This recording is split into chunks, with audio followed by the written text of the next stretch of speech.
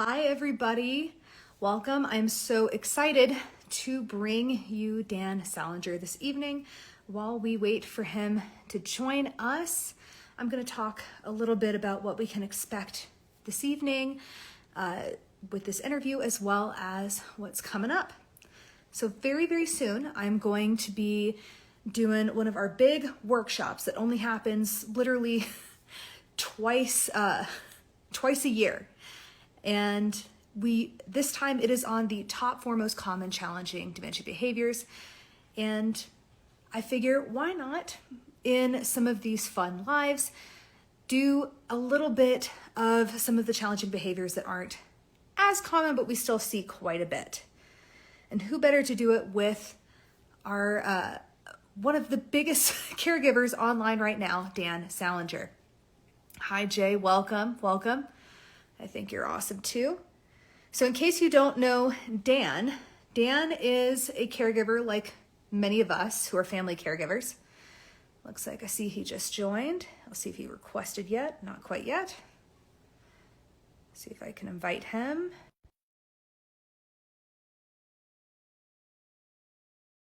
On TikTok. So hello. Everybody. Oh, hello. How are you doing? And here you are. Well, I'm doing great too. It's good to How are see you?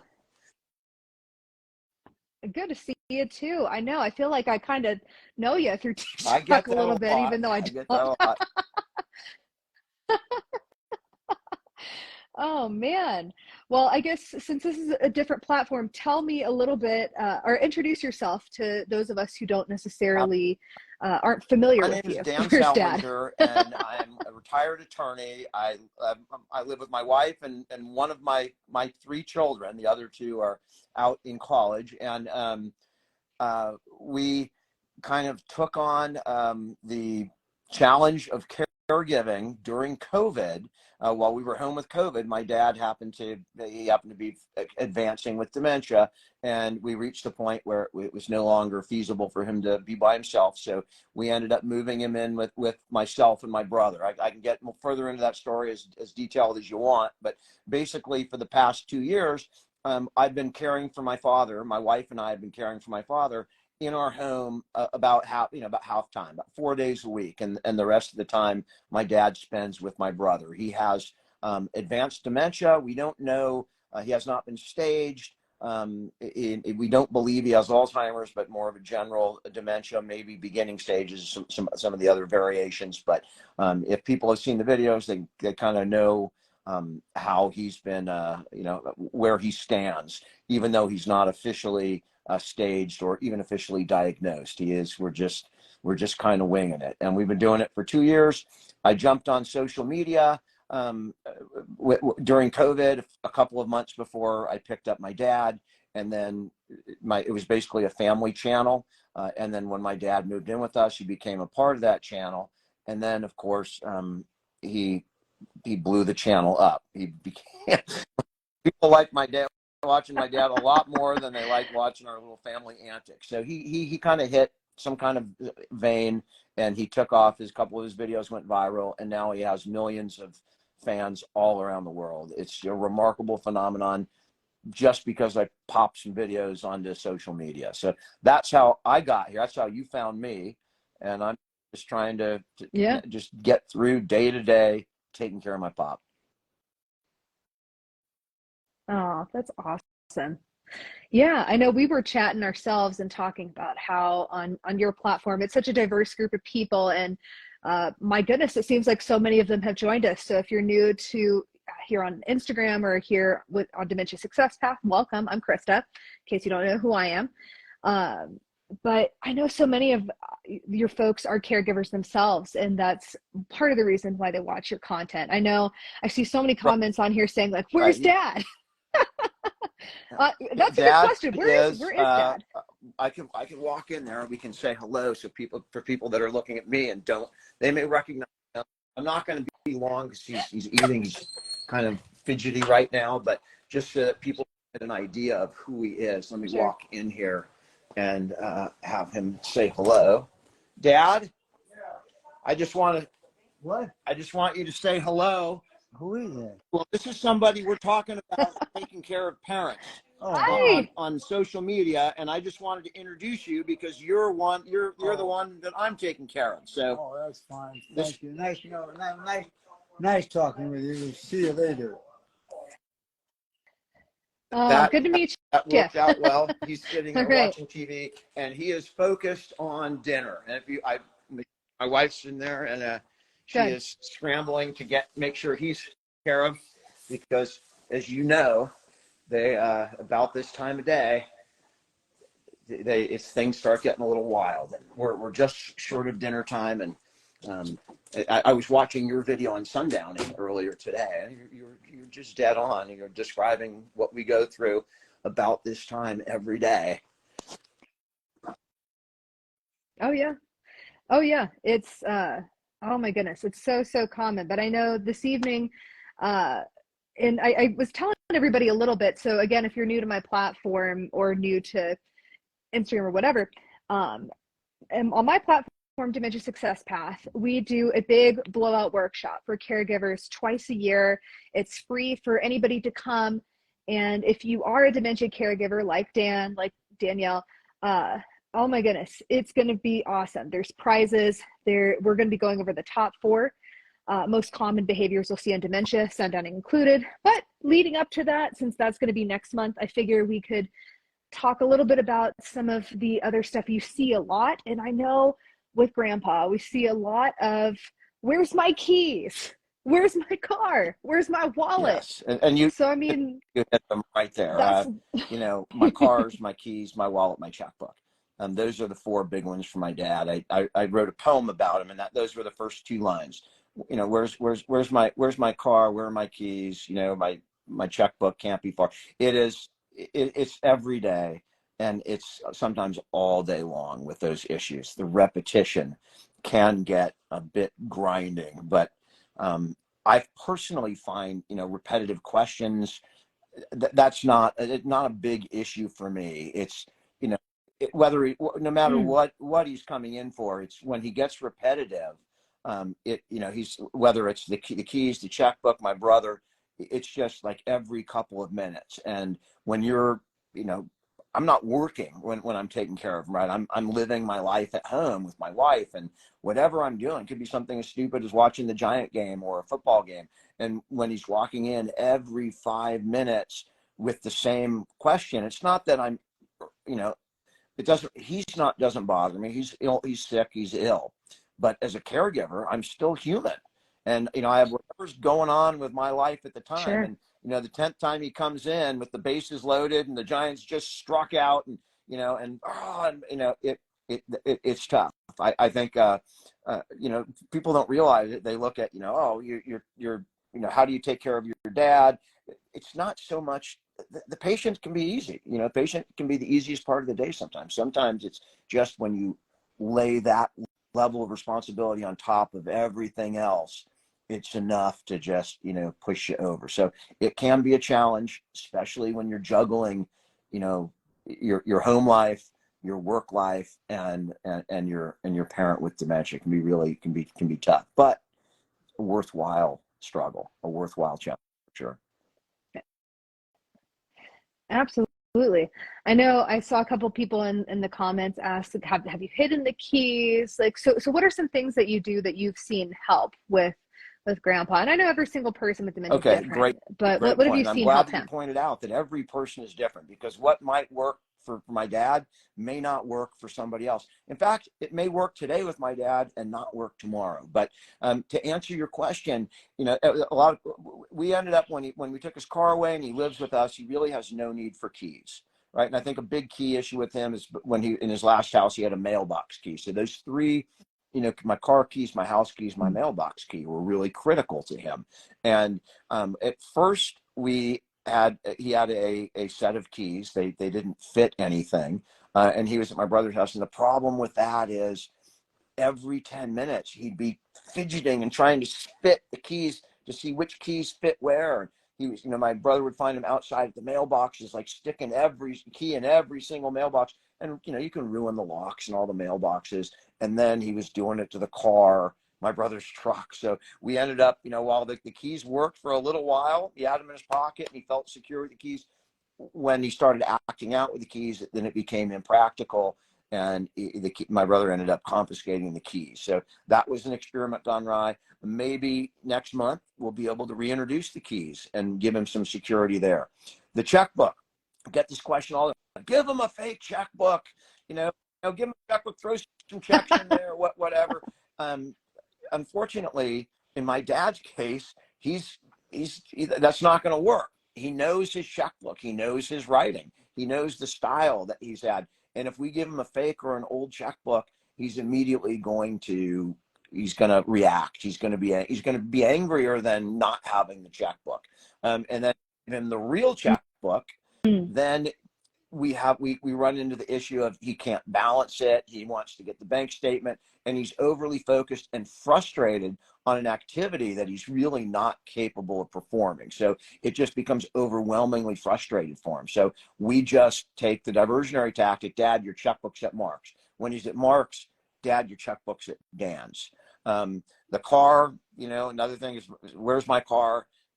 Whatever comes out of my mouth, it could be, Dad, you don't drive anymore. Dad, it's at Mark's. Dad, it crashed. Dad, we flew. Elon Musk blasted it off into space. Whatever comes off of my mouth, we deal with it. But every day is different, and depending on his mood too. Things are different. Those are not the most difficult for me. Cars, keys, those things. The difficult part for me is when he asks, "Where's my brother?" who's been dead for years. And that is the biggest challenge, because you don't know how he's going to react. Dad, if I tell him your brother died Sure. 15 years ago, you're at the funeral. Sometimes I'll get a reaction like, I thought so, I just didn't remember. But sometimes we'll get, a reaction that's emotional. My little brother. And, he relives the feeling and he starts to experience grief. That is much more troubling than just asking questions. And that's the biggest challenge, has been how do we get past that question? And it comes up almost all the time. Yeah. Well, maybe I can be helpful with that, because I know, because again, in case you're new to this platform, what I do is help folks with these types of things that come up in dementia that we're not expecting. I think a lot of us, when we think of dementia, think of, oh, they're going to be forgetful, but that is like the tip of the iceberg of what you're going to experience.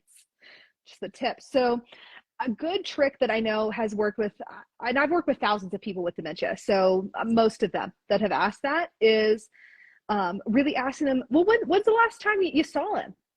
Where do you think he is?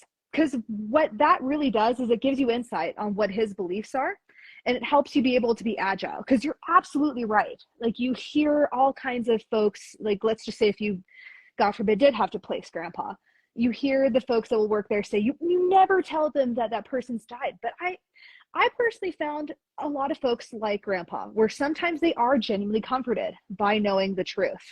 And how I'll get a sense of that's what they're looking for is, they're just like, I know that you guys are keeping something from me. Just tell me what's going on, is usually what I'll hear. But I'm like, okay, it's truth time now.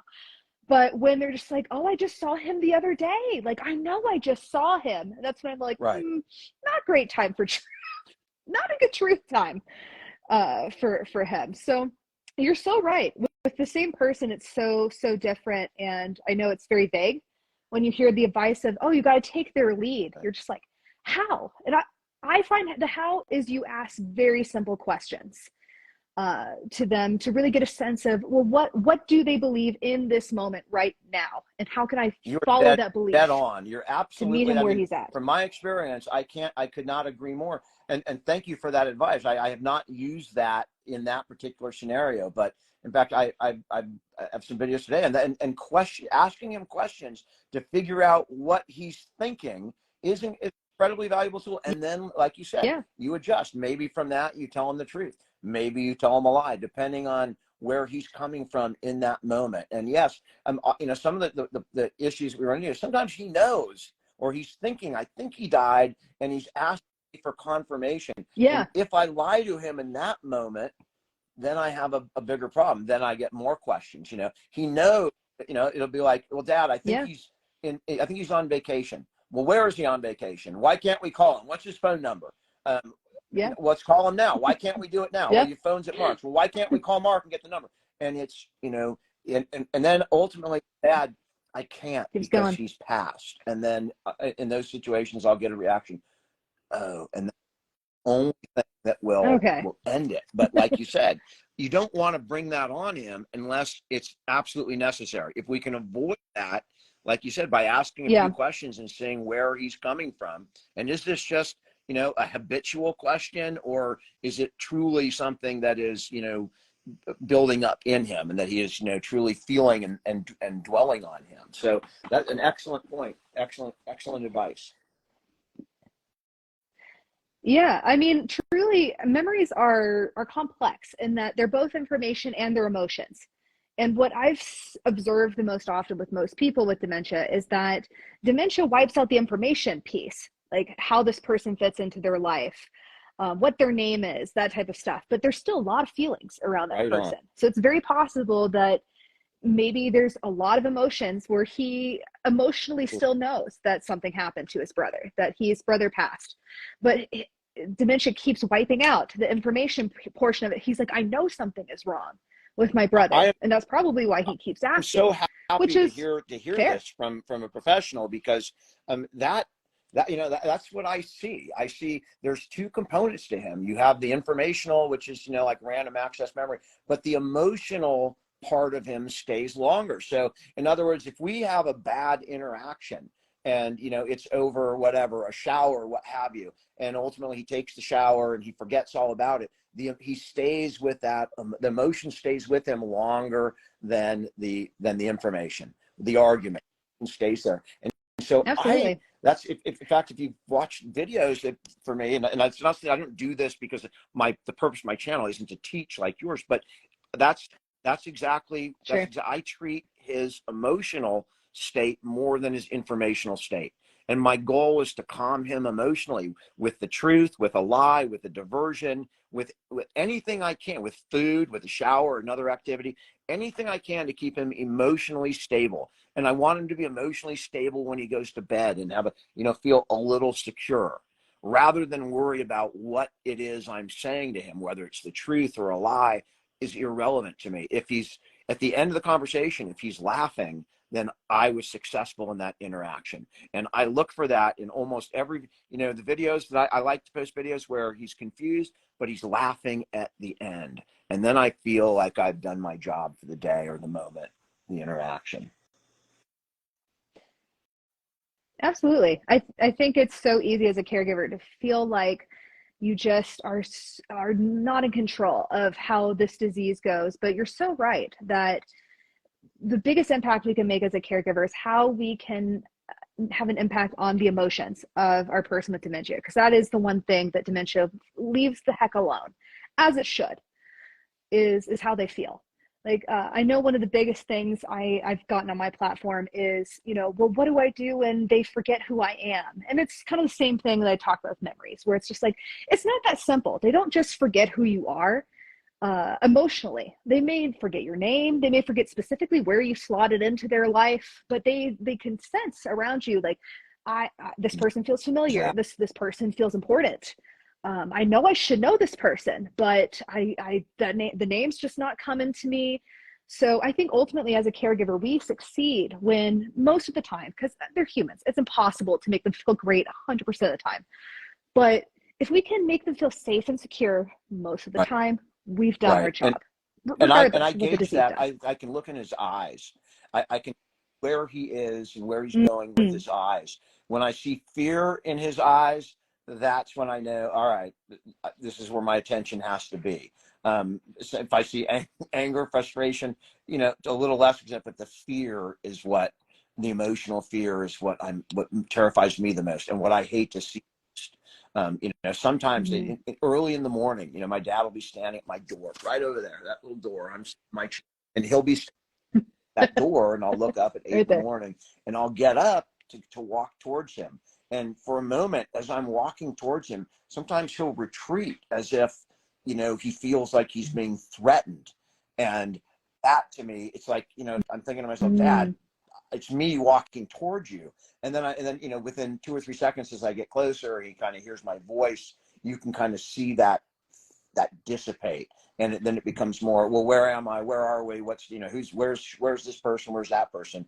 And yeah, the fear, you know, what I see with dementia, the tragedy, the cruelty of this disease is beyond anything that you can even put to words.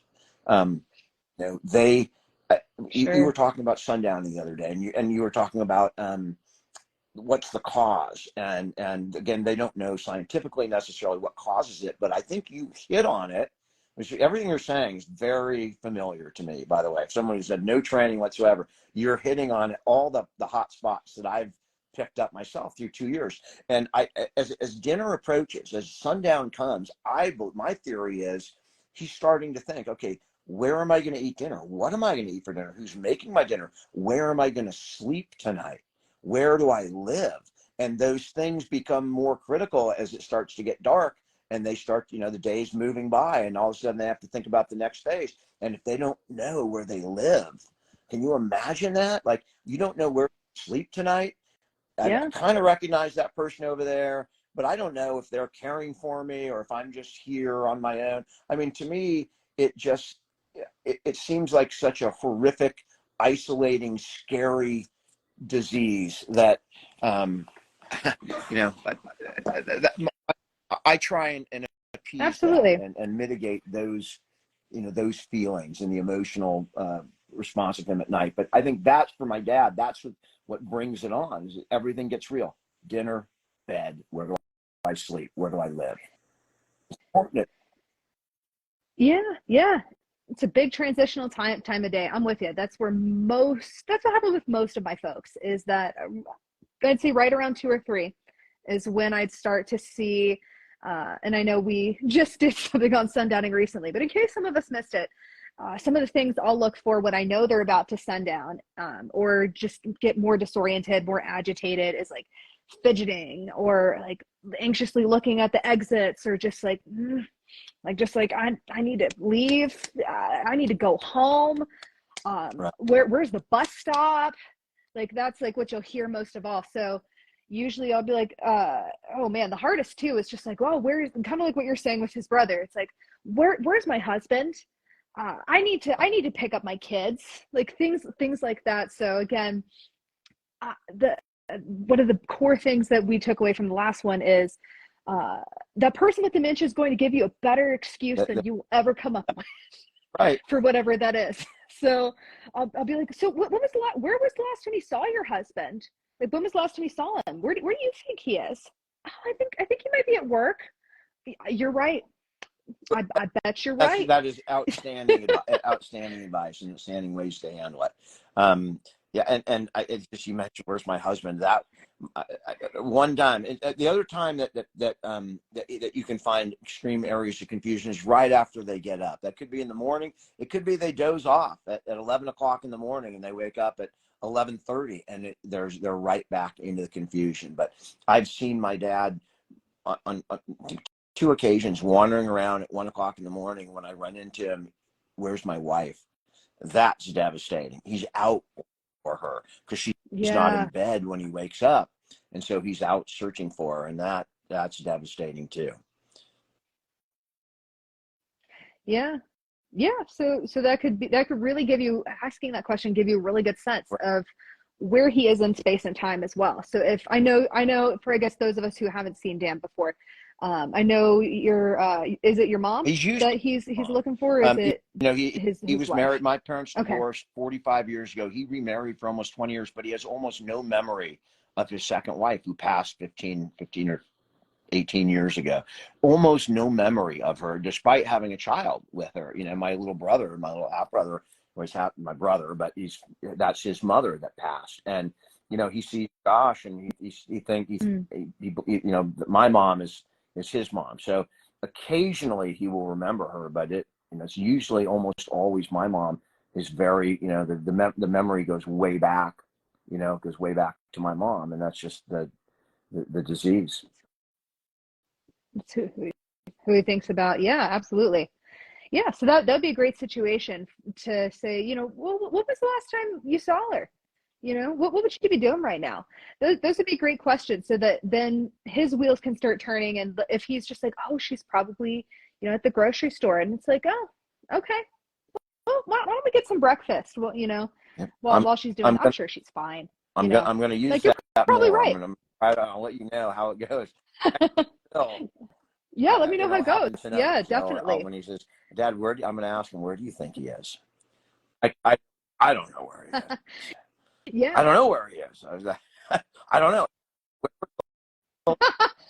Yeah, he might say that. It's like, oh, okay, when did you see him last? Then that would be something where then he could be like, because then what's great is you have all this insight on where he would be in space and time. Then it gives you better information on excuses to give that would, What are going to you're make saying makes sense to him total because he sense just to told you. me as a caregiver. So, if you're not a caregiver, and what she's saying is you don't know what year he's in his head. You don't know what state or country he's in his head.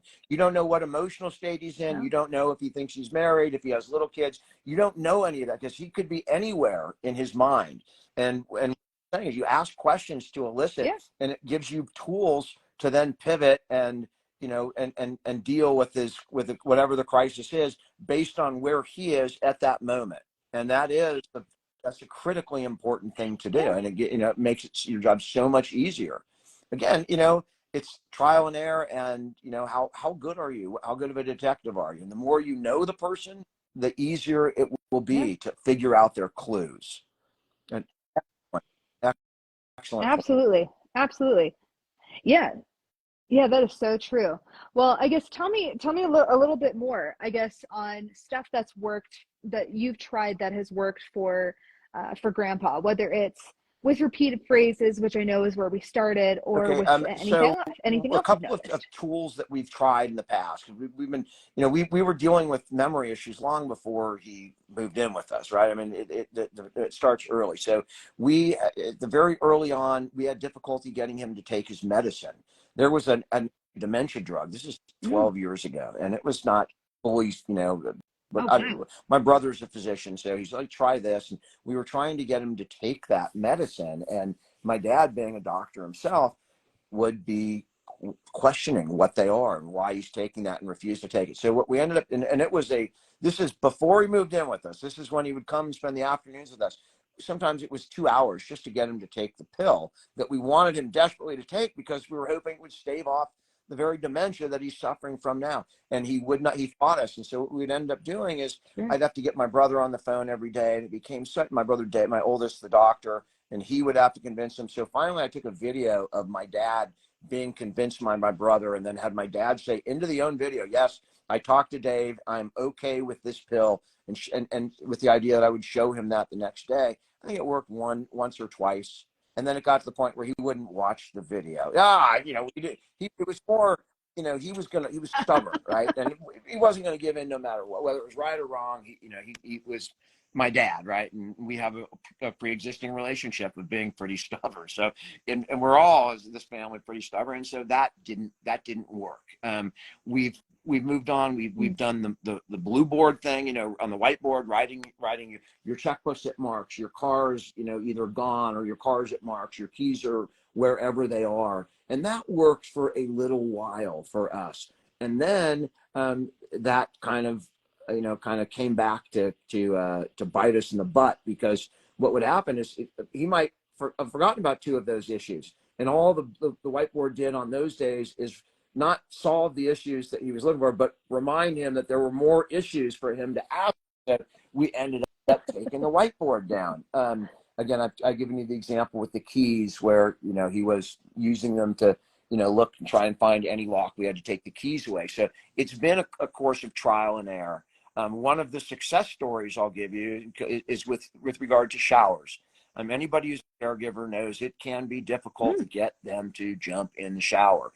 And that's something I've really important to me, is to make sure my dad is clean and sanitary. Just very important to me, because that's, he's clean. And that, like with a baby, it's just that, those things, sanitation, food, cleanliness, clean sheets, those kinds of things. So that was a huge challenge at first. And I had to overcome my predisposed behavioral interaction pattern with him, what we developed over the first 50 years of my life with him, right? We communicated this way. When I wanted to do something, it would be, that didn't work anymore. I could not reason with him. I couldn't use logic. I couldn't, say, if you don't do it, this is all that went out the window.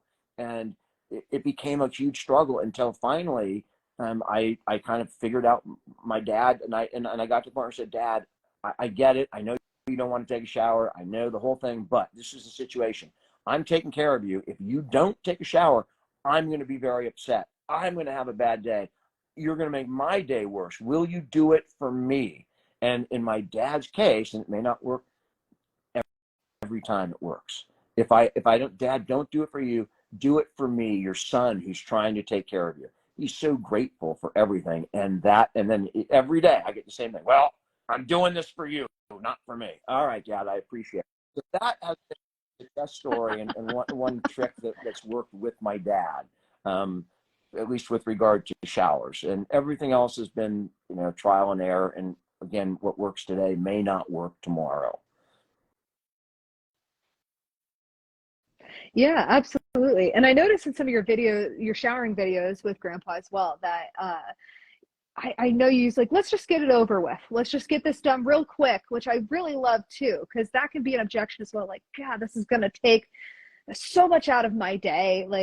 A lot of folks with dementia can really just blow up Absolutely. any given and this, task. This is a great point. I'm glad you reminded me. And again, while their memory may be wiped away, their emotional experience of the shower may remain. The way they feel about a shower may remain, even if they don't remember, I took a shower, didn't take a shower, liked the shower. If they had a bad experience taking a shower, that feeling may remain. So I am really careful to make sure, A, the shower is perfect temperature for him, warm enough that he enjoys it. I also help him. He could do it himself. He could get himself completely undressed, except it's hard at his age, to pull his shirt off. So the little things I will help. And when it comes time to drying him, I help dry him. Not like I'm doing it for him, but the hard parts, like getting his back, things that I know for myself at 55, what's hard and what's not hard, getting out of the shower, and achy. And so I try and make the experience and getting redressed as quick and painless as possible, so that tomorrow, not only you may not want to take a shower, but at least he's going to have a positive emotional experience connected with shower. And so I always try and make the experience something that he's going to not going to necessarily enjoy, but not dread. And I make sure everything is easier for him, and it gets us in and out quicker. It's just been treating the emotional state can help with everything else. Absolutely. Yeah. Those are definitely great tips, because those are usually barriers to entry, like maybe pain taking off clothes, maybe pain drying, because their senses change a lot. Making sure the room is warm, because everyone with dementia is always freezing to death in there, which I don't blame them. I'm always freezing to death in the bathroom too. I'll blame them. Absolutely. We've been there for sure. When I'm, the way I dry him is I put a towel and I'll stand in front of him and I'll be, down his back. You can't see what I'm doing, but I'll have this towel in both hands and down his back, and I know that's got to be something that's at least enjoyable. I know when I get my own back when I'm back there, it feels good. You're itching your own back. So hopefully he has some kind of positive from the experience, and then it bleeds over into the next day. And that's kind of, and the same thing with eating, you can make it as easy as possible. Take away the parts that they hate, and, you can make days a little bit easier. And it's not hard. I'm talking about this little shower thing. I've got down to 15 or 20 minutes. Boom, it's done, in and out. With a 91-year-old, that's pretty good to get him in and out in 15 minutes. And, he may not remember, but he does have muscle memory. He'll turn in the shower for him, just the history of what he knows what to do, even though he doesn't know what to do. It's really kind of a strange phenomenon. Same weird thing. He may not know what house he's in the morning, But if I say I'm in the room and I'm on a conference call, I've been in court, and he'll get up and I just have to lock the door, and he's out there and his cereal's usually waiting on the table. I'll come out and he will have gotten the milk, poured the milk in, put the milk back, have the cereal, and even gone and taken the dish to the sink himself. So he doesn't know where he is or what house he's in, but somehow he remembers where the milk is, where the spoons are, where the sink, where everything is, the coffee. He'll be drinking a cup of coffee. So it's really amazing what they can do with almost no, objective memory. It's just kind of just comes to them, like kind of the way you might, find something in your bathroom without thinking. They just do it. So that's kind of an interesting phenomenon. Yeah. Yeah, that's a really, really great observation. And I guess for any of us who are looking for a resource and maybe how can I help with that? Because it's a completely different skill set versus like informational memory. There's kind of what you're talking about with the muscle memory. It's a very real thing. If you guys ever are interested in maybe reading up on how to improve that like habitual muscle memory of tasks with someone with dementia, I would definitely recommend Dementia Montessori for sure. I got trained as a Dementia Montessori practitioner not too long ago with Jennifer Brush, and her books are fabulous in really opening your eyes to just how easy it is for folks with dementia to really get lost in all the steps. So I love it. I feel like you guys are really so intuitively getting a lot of the most up-to-date research and knowledge on dementia just from the day-to-day experiences with grandpa. What's really I think that's really blowing me cool. away in this conversation, because you're coming from it from a textbook, and it is we're in lockstep, and that's right. It's just intuitive trial and error, and you are confirming the things that I've been learning day to day. You're confirming, with the real study, the educational, the science part of it. You are, and we're in lockstep. I mean, literally, what you're saying is what I'm living right now. Have you do you have have you done caregiving, or are you taking care of it? Yes. Yeah. So I guess a little bit about my background in case anybody cares. So I'm a certified dementia practitioner. That's my certification. But my background is I worked in geriatric psych. So I worked in activity therapy there. And what my job there was to a lot of the folks that would come to us, most of them had dementia. Like I'd say like maybe 20% didn't, but most of them did. And my job was to figure out what their true baseline was with natural interventions, or what to do, what to say, doing things with them in order to really discover, like, are they freaking out on everybody because they're in pain, or they don't feel listened to, or something that isn't something that could be solved just with a better approach? Or do they truly need medication? And that's a very important job, because when the psychiatrist would need to prescribe medication, because I've seen a bunch of people in the comments ask about meds. They really want to know their true baseline, because the truth about dementia medication is that, I mean, I know what you were talking about with meds is like very early on Alzheimer's that can help with some symptoms. And it's not the same as slowing down the disease or stopping the disease. It makes the neural connections that still exist in the brain stronger, specifically with Alzheimer's. But what I'm talking about is, let's just say, I've even seen people in the comments talk about aggressiveness. So let's just say you are scared for your physical safety and their physical safety. And you feel like this is the end of the line, like they are hitting, punching, kicking, threatening my life, trying to grab firearms and shoot me. Like really crazy stuff. I saw the worst of the worst people. And even then, there are quite a few approaches you can take with them that can maintain their level of calm.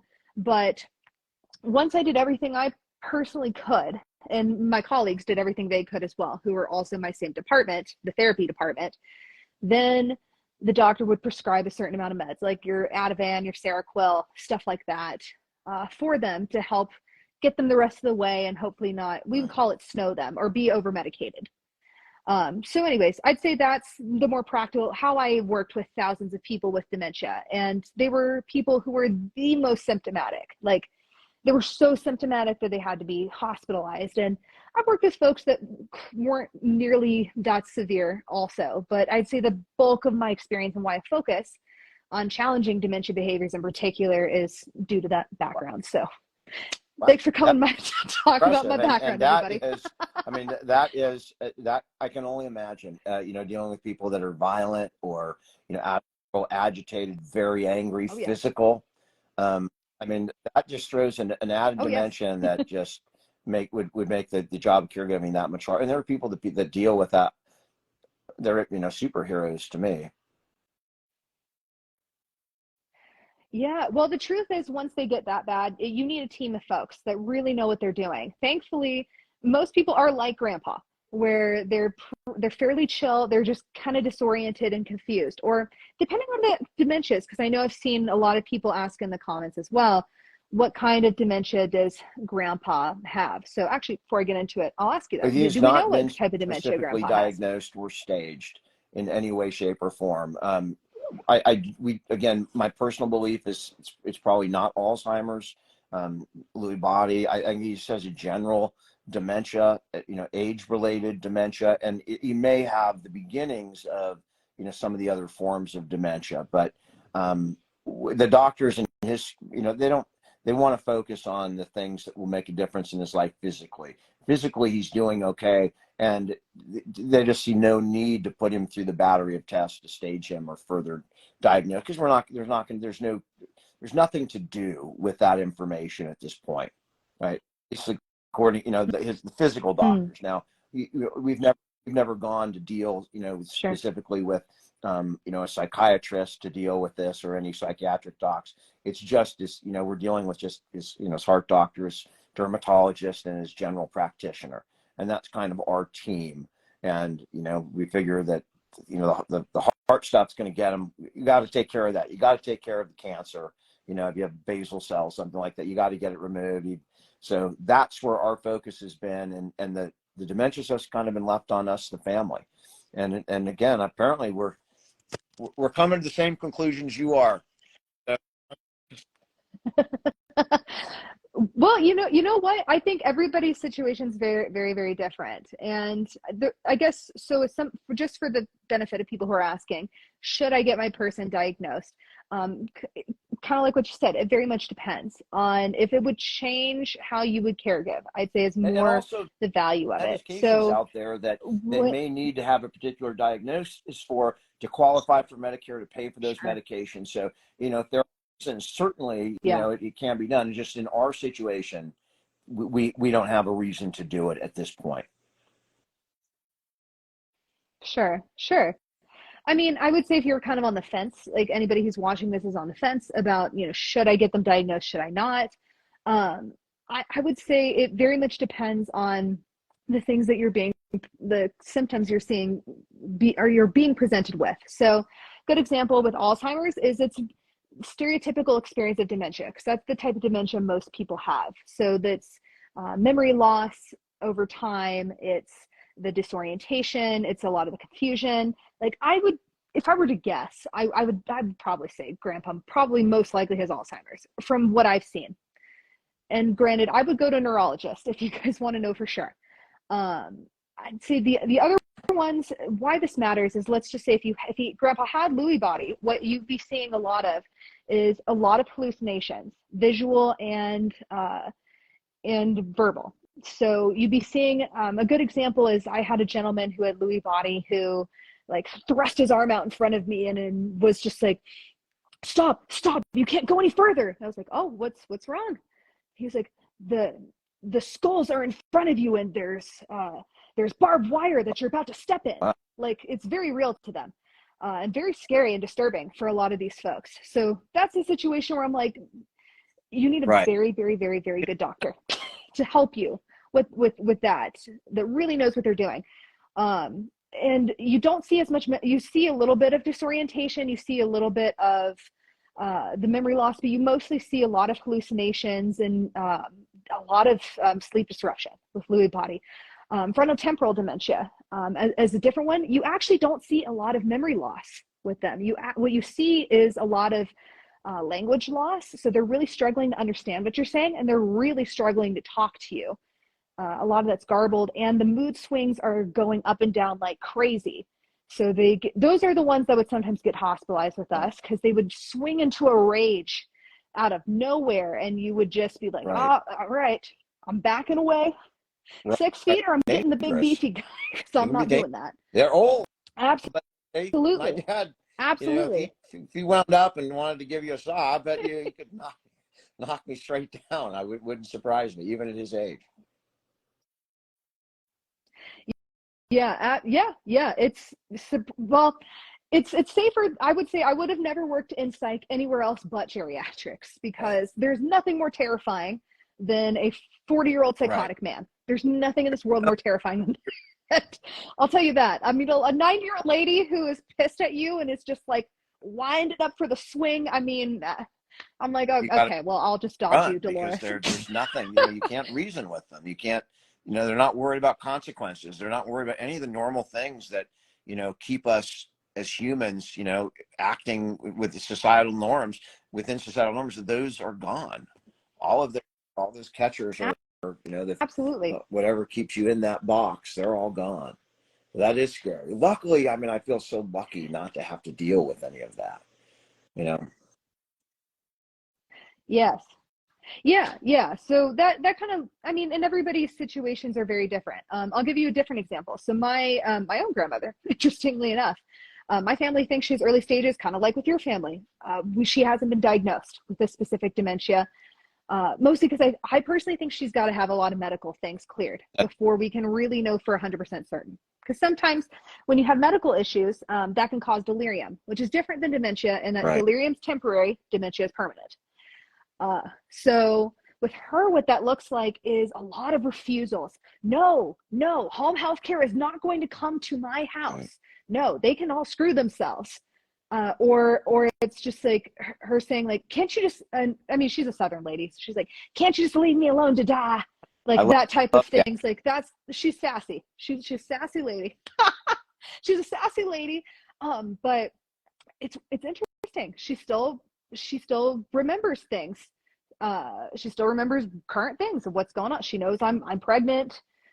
She knows what's going on there. She asked me about current things happening with my mom. I mean, everybody's experience of dementia is a little different. And why you get a diagnosis is if you want to have a good idea of what symptoms are most likely for you, then it's a good idea. But if you're seeing the symptoms being presented to you and you're like, okay, well, this is what's in front of us, and we know this is what we're dealing with, and we're okay with that, Absolutely. then no And one if can it's tell you what to something do. that's important, get staged, get diagnosed. By the way, congratulations. Is your first? Oh, thank you. It is. Yeah, Okay, it is my first. You're in for some changes. If you want advice, you can call me after the show. I'll return advice for you. That's a wonderful transition. That's great that your grandma, she's going to get to meet her grandchild, or great grandchild, right?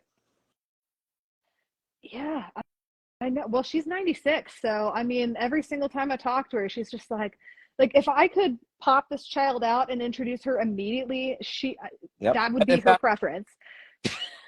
But she's in Texas and I'm in Colorado, so that's a little logistically hard. But I actually, my grandmother on my mom's side, so it's not hereditary, had Alzheimer's. Really, she was at the end of that stage. She was at a facility where she lived. I mean, she functioned, but she was just completely gone. She had no idea who anybody was, even the daughter that was living down in Southern California. And I had my son, my Andrew, was maybe, I don't know, 3 years old at the time, and we were at a soccer tournament, and she was in this Alzheimer's facility, and I knew that she wasn't going to remember, and I took my son just so that he would meet her. Meet your great grandmother. You're going to meet her. And just as an aside, since we're here, during that same trip, she actually asked me what my name was. My name is Dan, and she said, "Oh, I have a grandson named Dan who's an attorney." And, yeah. That's great. And she had no idea who I was, but she knew that I existed. And she met my son, Andrew. And neither of them will Oh, remember it, but I know that my son met his great grandma. So that was important to me. yeah. Yeah, and that's what it is. Uh, Maybe she just remembered Possibly. younger you. It's possible she just didn't remember older you. Very nice. Uh, so It I was don't a know. great That's a possibility. But experience. that's wonderful. And again, she was not violent. She was very easygoing, even social. She just didn't remember her kids, but she almost functioned, dressed herself, all that stuff. But yeah, my your child, your grandmother, hopefully they're going to get a chance to meet in the great state of Texas or Colorado, either one. Oh yeah. Oh, it will for sure be Texas. My Oh, grandmother that's is good. not going anywhere other than where she's at. It's I mean that's why she has the help is that she just Yeah. physically needs so much help. It's just I mean honestly part of me doesn't blame her for being just like can y'all just leave me the heck alone? I'm like, "Hey, you're 96. You lived a long she had my mother Oh, wow. when she was like 37, which explains the huge age disparity there. Yeah. But oh my goodness. That So that's great, and I get it. Life is not easy, and my mom's at the where she's saying, if no. I go, I go. I mean, it's not like I don't want to live to be 150. It's tough getting up in the morning. I can only imagine 20 years from now. So I get it. It's all quality life, how you feel. Are you, Absolutely, absolutely. Well, I know we're getting to the last 10 minutes or so. So I guess just for anybody watching caregiver wise, what would be like your best piece of advice for anybody um, who's just starting on this okay, journey? so let's jump to the beginning. Some of the mistakes we made, and you'll probably recognize some of these. So as as your parents getting older, if it's going to fall on the kids, your responsibility, and you have siblings, start talking about it early. Don't wait. I mean, in my situation, we had to make a decision in one day. We had no time to make a decision to move him into my brother's, and we hadn't met with his doctors. We didn't know where all of his bank accounts. I would say a number of years before anything gets serious, at the first signs, start accompanying your parent or grandparent to the doctor's office. Become familiar with what their medications are, who their doctors are, where their offices are, what problems they have that they're dealing with. They may be dealing with things that they're not sharing with you. And learn about all their medical conditions, learn about their financial conditions. Be ready to step in, because as people get older, they become vulnerable to scammers and thieves and other bad people. You have to be willing and able, and they may not like it, but you have to be willing to step in to protect them, and that may be financially. Look at their driving. I mean, it is. I think we let my dad drive probably 2 years longer than he should have, and we just got lucky. Nobody's dead. He's not. Didn't kill a family or get killed himself. So those kinds of things. Talk to your Sure. parent. What do you, what dad, what do you, mom, what do you, would you want to, what do you want to do if you can't take care of yourself? What are your thoughts? Have these discussions early. The earlier and the more planning you have, the easier the transition will be. Because it's abrupt, and when it hits, it hits. When your parent falls, breaks a hip, or has a big giant bruise on their arm and doesn't know how it happened, you can't you can't let it go on. I was worried my dad laying, for 12 hours, like what if he couldn't get up and he's laying there with a broken leg for 12 hours? Nobody's going to know. So we had to make that call at the last minute. I'll share one quick Mm. experience. Another issue that if they have trouble like controlling the air conditioner or the heater. I do remember one in the last summer that my dad was living in his house by himself, and it was flipping 115 up here in Sacramento. It was just crazy. And at night, my dad's always never liked to use the air conditioning. And that generation, open a window, don't spend money on there. So I knew he would be reluctant to use it. And I remember on the phone with him at 10 o'clock at night, he's standing in front of the thermostat, and I'm having him read me the temperature. It was like 88 degrees in his place. And, I'm thinking I'm going to have to go get him, or he's going to just die in his bed of, heat exhaustion because he didn't turn on the damn the damn air. So the simple, stupid things that you got to think about, taking care of your parents. And that's just prior to being taken in, obviously. But those are things that, you may not think. Your mom's 90 years old. She's kind of halfway there. If it's hot out, make sure they're running the air conditioning. If it's cold, make sure they're running the heater. Little simple things like that. And communication, planning, those are the key to any kind of successful transition from, from taking care of yourself to, to getting help from family or what have you. Absolutely. That's awesome. Well, again, everybody, I know we mentioned towards the beginning, next month on my platform, or just with us in general, we are going to be having a big workshop called the Top 4 Most Challenging Dementia Behaviors. It's going to be starting on September 19th. We're going to get into a little bit more about that once we get into the month of September, but anybody, again, who is an avid watcher of Dan, who is a caregiver, who wants some free training, I definitely encourage you to follow us here and join us here. Dan, for any of my audience watching, where can they find you? You can find me on Instagram at DSalNorCal and on TikTok and YouTube. And both DSalNorCal, I think at DSalNorCal1434 on YouTube and DSalNorCal something on TikTok. But they're all you can find me on those social medias. I have one account on each app, and there are videos posted almost every day.